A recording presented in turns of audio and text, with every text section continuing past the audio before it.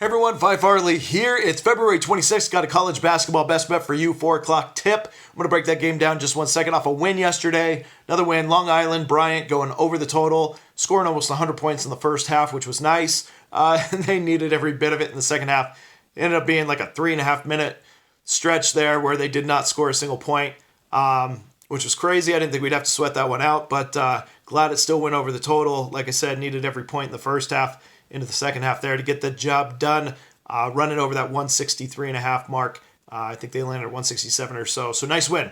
Another smaller school extra game that we were able to exploit and take a win off of yesterday. Today, there's not the slate that we would want, plus a lot of early games, not a lot of lines I like. So today is not going to be one of those days where we have any of those games in our slate of games over on Patreon. So just an FYI. We'll be looking at other conferences for that action.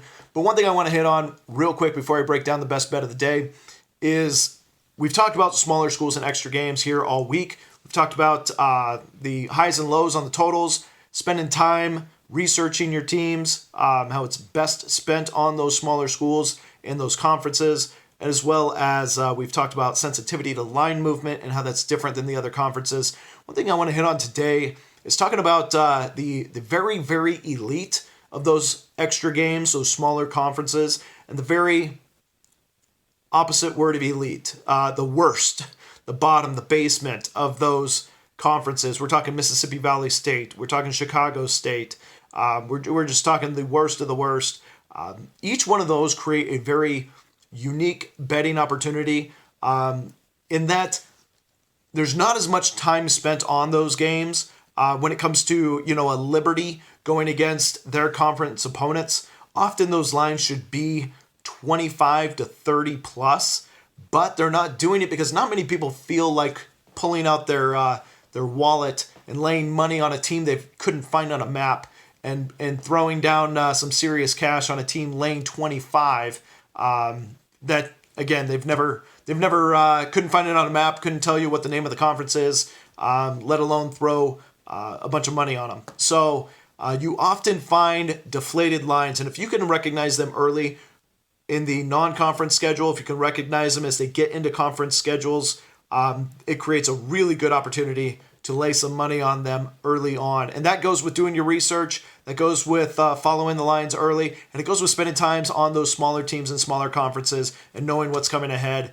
With a team like Liberty or Belmont in the past. Murray State's been one of those schools in the past. There's a handful of them out there that cover week after week after week in their conference schedule because that conference is not at all prepared for a team like that who's going to just roll through the entire conference and provide value for bettors throughout the season. Same thing goes on the underside. No team, yesterday the line was 31 against Mississippi Valley State, and that's what you're getting against a regular conference opponent. In fact, it was Pine Bluff, I believe it was Arkansas Pine Bluff. Funny thing about that is that Pine Bluff was that worst team just 2 years ago. They were at the bottom of KenPom as the worst team in all of college basketball. So kind of fun to see them rise up the ranks and start dishing out what they were getting served there year over year in their conference. So anyway, just one note. Best teams in the smaller conferences, worst teams in smaller conferences. Follow those teams. It provides nice value. Now here down the stretch, we're in the last week. Unfortunately, the timing is not good on this, but there's not a ton of value left here in the remaining parts of the season as teams aren't going to run away like they did, like Mississippi Valley did yesterday. They're not going to run away with that game as they're looking forward to conference tourney time. All right, now let's talk about the best bet of the day, Bowling Green, Akron. Okay, so Bowling Green is going to Akron. They played earlier this year at Bowling Green. Akron won the game by 12, 69-57. But what's interesting about that is the total, that they landed at 126. Akron rarely lands that low, and Bowling Green, quite frankly, does, but every other game that they repeat ends up being the other side of that total. So here we have a 150 total. What I mean by that is they land on the other side of the 150 mark. For example, let's see, Eastern Michigan, they just played them one time, right? Yeah. Okay, so Ball State, for example, Ball State, the first time landed at 150. The second time dropped down to 137. Toledo, the first time they played them, landed at 150. The second time, 169. Kent State, first time 187. The second time, 138. So a big adjustment every time they play the team again in their tempo and in the scoring. This one, the first one, landed at 126. Akron rarely falls that low. In fact, their last 4 games, 163 against Ohio, 167 against Ball State, 157 against Northern Illinois, 159 against Miami of Ohio. I think this one is slated to go over that 154 mark.